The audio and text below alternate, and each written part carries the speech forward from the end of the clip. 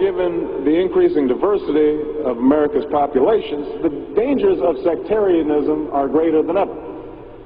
Whatever we once were, we are no longer a Christian nation, at least not just. We are also a Jewish nation, a Muslim nation, and a Buddhist nation, and a Hindu nation, and a nation of non-believers.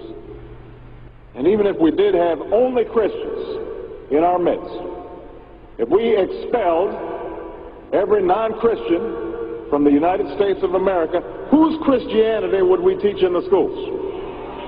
Would it be James Dobson's or Al Sharpton's? Which passages of Scripture should guide our public policy? Should we go with Leviticus, which suggests slavery is okay, and that eating shellfish is an abomination?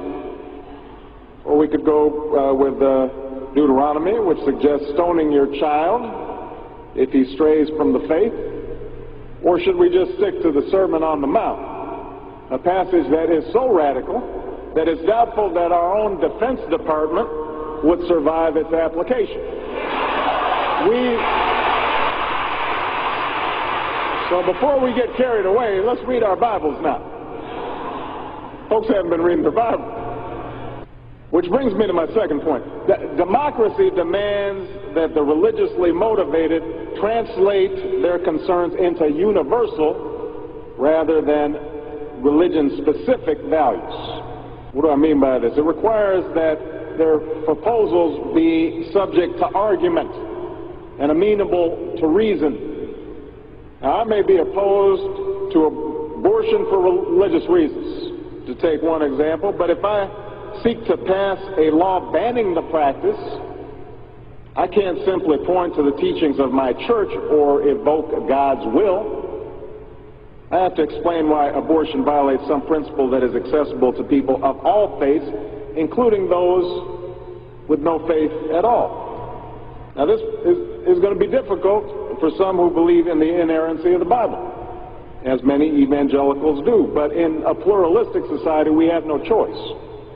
Politics depends on our ability to persuade each other of common aims based on a common reality.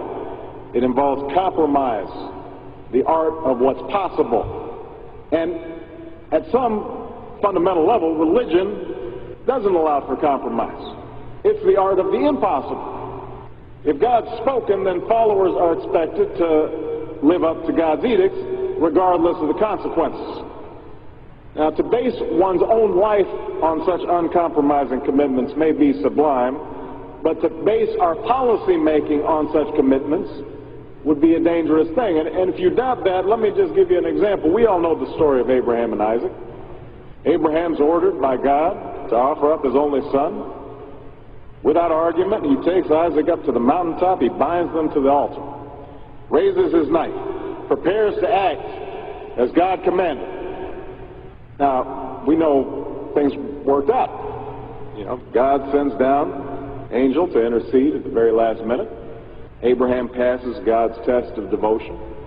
But it's fair to say that if any of us leaving this church saw Abraham on the roof of a building raising his knife, we would, at the very least, call the police and expect the Department of Children and Family Services to take Isaac away from Abraham.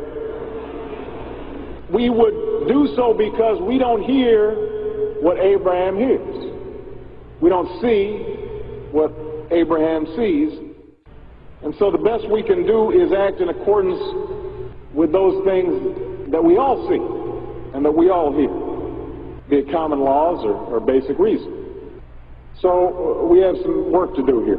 But I am hopeful that we can bridge the gap that exists and overcome the prejudices that all of us to one degree or another bring to this debate.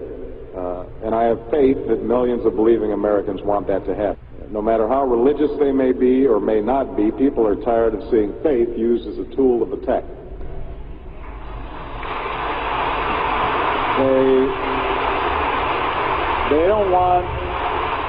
They don't want faith used to belittle or to divide, because in the end, that's not how they think about faith in their own lives.